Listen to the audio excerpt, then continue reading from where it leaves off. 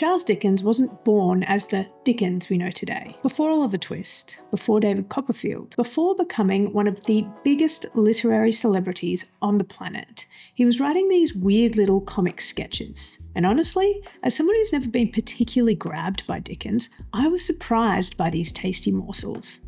Hi, I'm Iggy, and this is my take on two short stories, The Steam Excursion and The Great Winglebury Duel. I think most people will have heard of at least one of Dickens' books in some capacity, but I was super surprised to learn Dickens was the master of Victorian hype.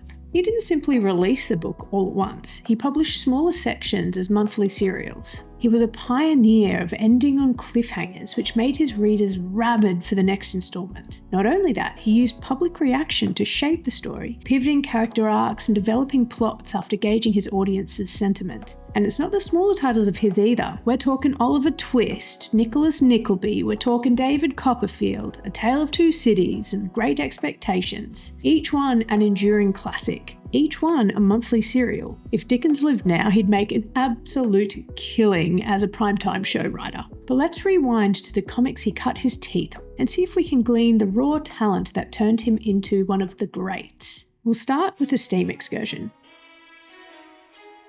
You know those booze cruises that sound really fun in theory, but in reality are freaking nightmares? Well, The Steam Excursion might have just been their inspo. Our protagonist is Mr Percy Noakes. He's a law student, sharp dresser, and social butterfly who can charm anyone. He's a devilishly good fellow. It's all flattery with the mamas, politics with the papas, pleasantries with the daughters, and pleasure engagements with the sons. There's an insinuation he might be a bit of a mooch. He dines out often and not at his own expense. He's also dodging his tailor and bootmaker who are chasing him for payment. How does a law student maintain such a social calendar, you ask? Well, after mature reflection, he's made up his mind not to study at all, which Dickens says is a laudable determination to which he adhered in the most praiseworthy manner, which I find hilarious. For I too can avoid tasks I don't want to do with a laudable and praiseworthy determination. Our Corinthian Mr Noakes is having his morning coffee, musing on an idea thrown out at last night's soiree. He can't help but burst out with a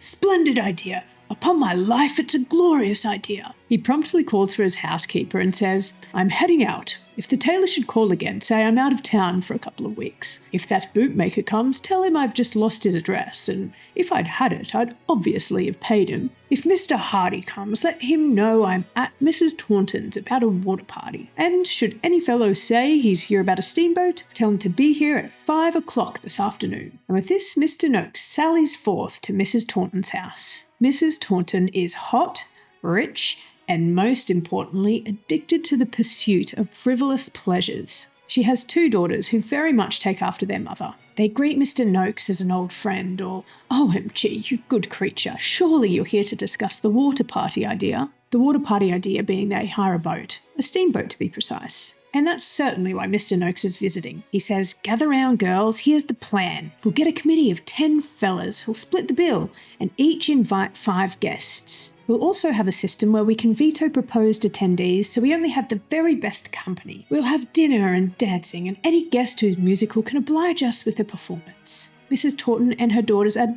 dazzled by Mr Noakes' brilliance. Or, oh, you're such a manager. That's simply charming. While they're dreaming up plans, Mr Hardy arrives. He's the one who Mr Noakes told his housekeeper to send over. Mr Hardy's a stout gentleman of about 40. Practical joker who's immensely popular with married ladies and young men. He's always doing something fun and mischievous. Naturally, he's Mr Noakes' best friend. Together, they decide on the 10 fellas who'll form the committee, with the meeting to be held the evening of that coming Wednesday. Meeting day comes around and most of the fellas show up. Annoyingly, a guy called Sam Briggs sent his brother as a stand-in, Alex Briggs, who's known as an antagonistic pain in the ass. Don't forget Mr Noakes is a law student, so his social circle has a lot of lawyers, which both the Briggs boys are. A contrarian lawyer who loves playing devil's advocate. Death just may be preferable. The committee's first point of business is to appoint a chair. Mr Noakes is nominated and Alex Briggs protests. Of course, but it's a circle of people hand-picked by Noakes, so he obviously gets voted in. Next order of business, guest nominations, and vetoes. Mr Noakes nominates his friends the Tauntons, only fair since this whole thing was their idea. Mr Briggs vetoes them. Mr Briggs nominates his mother and 3 sisters, who are also vetoed. It's here we learn the Tauntons and Briggses are mortal enemies. It's the Dickensian version of Real Housewives. If 2 Miss Briggses appear in smart bonnets, the 2 Miss Tauntons eclipse them with smarter. If 1 Miss Taunton learns a new song, 2 Miss Briggses learn a duet. Once, the Tauntons delivered a devastating blow by learning the harp,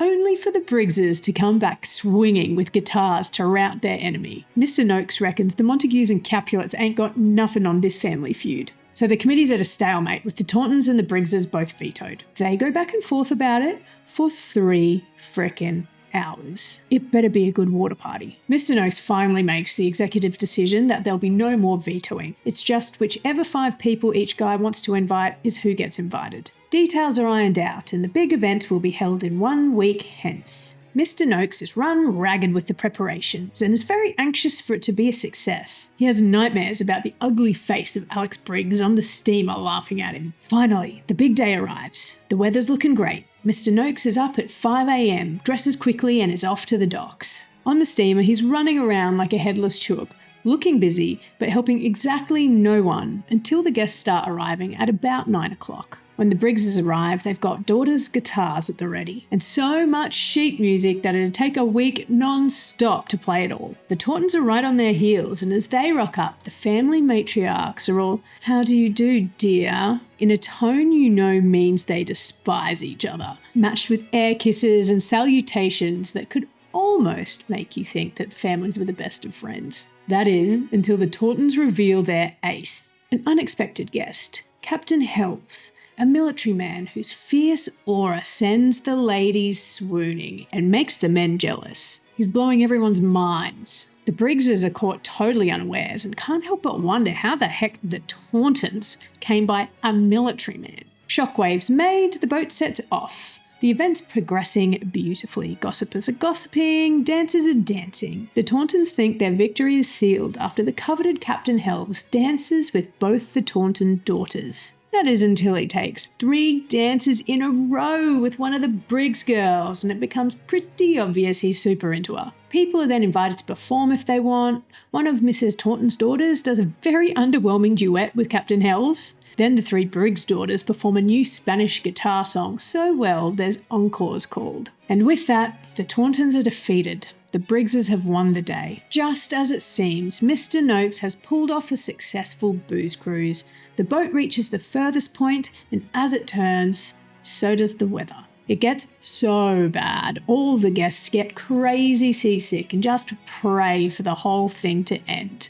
And it does, with the partygoers so ill not even the Tauntons and Briggses can summon the energy to make digs at each other while disembarking. And that's basically the end. We get some postscript of various characters. Probably most interestingly, Captain Helves kept on dating that Briggs girlie until he was arrested by her brother for debt collecting and, forgetting to account for some funds. Did you feel that? The start of a fun story that goes nowhere? Oof, good, me too. The Steam Excursion starts out strong. The characters are building. I was super into it. Then the payoff just wasn't there. First, it seemed like it's going to be about Noakes being a charming fraud, then it's the Briggs-Taunton rivalry, then romantic competition over Captain Helves, then the disastrous boat trip. Add in footnotes like Captain Helves getting arrested for financial misconduct, and it's just a descent into a series of disjointed incidents.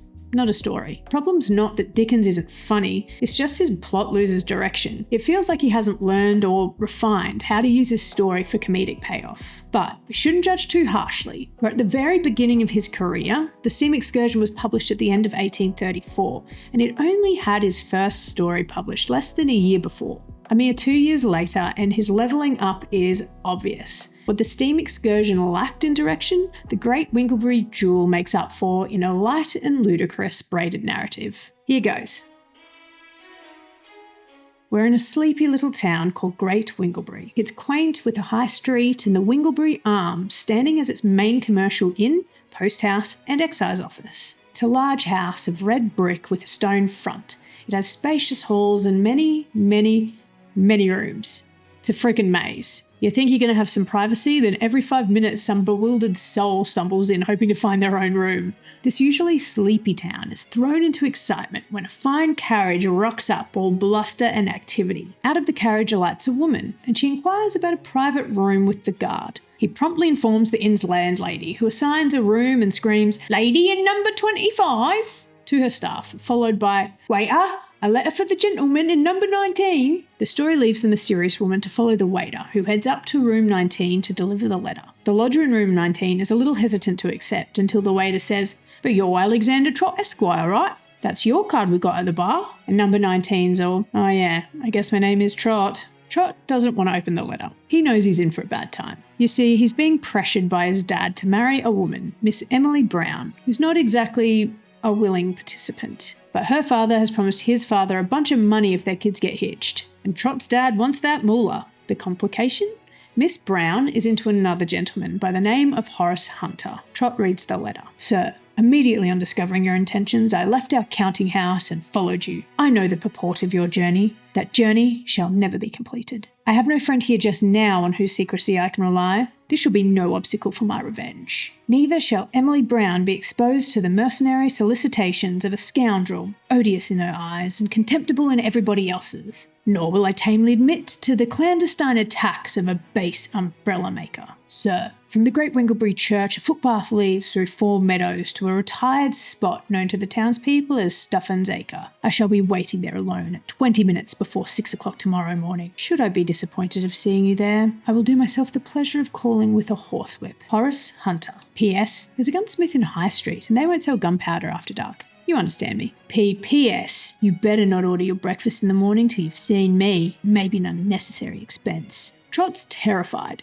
He's seen Hunter in action with a pistol and it's scary. He doesn't know what to do. On one hand, he can't face up to his dad without a wife, losing out on all that money. On the other, he'd really like to keep being alive. Pacing back and forth, contemplating his situation, he starts to cook up a semblance of a plan. He dispatches one of the inn's errand runners to Hunter with a note saying, "You're on, motherfucker. Let's go. I thirst for your destruction and I will take no greater pleasure than slaughtering you tomorrow morning, bitch." Once that's done, he calls in another errand runner and he's like, "Okay, you know the mayor's house? Cool. Well, can you take this note to him and deliver it anonymously?" And he slips him some hush money. Trott's very pleased with himself and finally relaxes, enjoying some fried fish, lamb cutlets and wine. Meanwhile, the mysterious woman in room 25 writes a note to one Joseph Overton Esquire, solicitor and mayor of the Great Winglebury. She requests his immediate attendance on private business of paramount importance. A summons Overton quickly obeys. Overton arrives at room 25 to behold a buxom, richly dressed woman of about 40, and he says, "Miss Julia Manners, you astonish me." Julia replies with, "That's very unfair of you, Overton. I have known you long enough to not be surprised at anything you do, and you might extend equal courtesy to me." Her general purpose must precede her because Overton says, "But to run away, actually run away with a young gentleman?" Julia the icon shoots back with a, "You wouldn't actually have me run away with an old one, I presume?" It seems our MILF Julia has her eyes on marrying a young nobleman, Lord Peter, and everyone in Peter's life disapproves of the match, so they're eloping. Trouble is, they're being tracked by the would-be groom's friends who will try to stop the whole affair. Lord Peter and Julia have hatched a plan though. He's going to come to this inn, then Overton's going to say he's a lunatic, with Julia posing as the Lord Peter's mother. They'll pretend to have him carted off to a lunatic asylum. Julia will be in the asylum cart, and that should buy them enough time to go off and get married, uninterrupted. People will definitely believe the whole farce if it looks like it's coming from Mayor Overton. After laying out the plan, Julia says, "I will have your assistance in this matter. In the memory of Mr Cornbury, who was to marry you, but didn't because he died first and left you with all his property, unencumbered with himself." Julia's mad and says, "Well, while he lived he was definitely encumbered. By your management. You helped yourself then, so help me now." Mayor Overton suddenly recalls £1,000 or £2,000 that may have been appropriated by mistake, and his role in this whole affair is bored. Julia tells him Lord Peter could get here any time today, and he's been instructed to send an anonymous letter to Overton on arrival. What? A mysterious anonymous letter, you say? I happen to have received one just before yours. Is this your boy's handwriting? Julia sees the chicken scratch and is like, I've only seen it once or twice, but looks messy like the young guys to me. You know how they are. I have to include Overton's reply. It's not plot progressing, but damn, it's funny. He says, Yes, yes, I see. Horses and dogs, play and wine, grooms, actresses, and cigars. The stable, the green room, the brothel, and the tavern. And, at last, the Legislative Assembly. Okay, frat boys. Don't know how much has changed in nearly 200 years. So yeah, Overton knows how young guys are. He explains the letter says something about a young gentleman committing a rash act tomorrow morning, and Julia's like, oh yeah, sure, that's Lord Peter referring to our upcoming nuptials. And with that, Overton sets off to room 19. Trot's shocked at the arrival of the mayor, but Overton's like, I did receive this anonymous letter from you, know. And when Trot's like, oh, what? Me? What? Overton says, if it wasn't you, I'll just fuck off. Trot's like, no, that's deaf mine. Save me. Overton confirms Trot's fears. He isn't safe here, so he'll order him a carriage to take him away. It'll be here in a few hours. And Trot's over the moon with this plan. This way, he escapes the duel with his honour intact.